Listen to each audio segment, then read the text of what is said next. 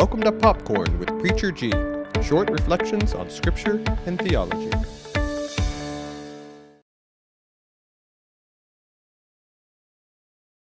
How should we interpret Scripture? It's a big question for the church today.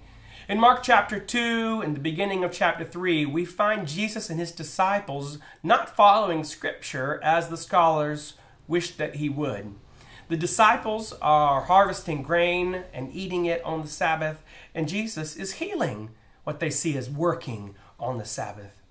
Then Jesus gives us a teaching on how we can read Scripture, a teaching that still helps us today. He says there are two different ways. The first way is that man was made for the Sabbath. In this model, it is the law that is created and humankind is expected to live up to it.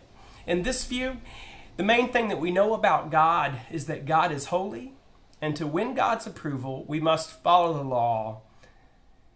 But Jesus says there is a second way. This way is the Sabbath is made for man. In this view, it is humankind who is created, and the law is a means to an end, and the end is our wholeness and salvation.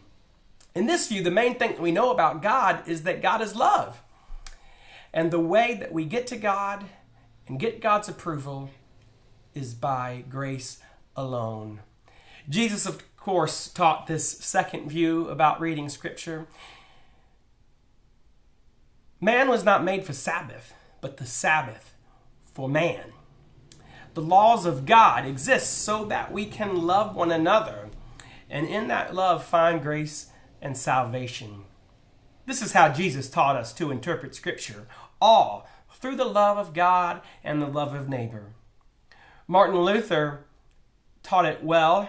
He said that when we read Scripture, we ought to read it and see nothing but Christ and Him crucified.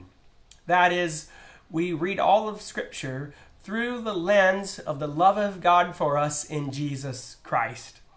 When we read Scripture as a bunch of rules that we have to live up to, instead of a loving teaching we get to live into, we miss the point.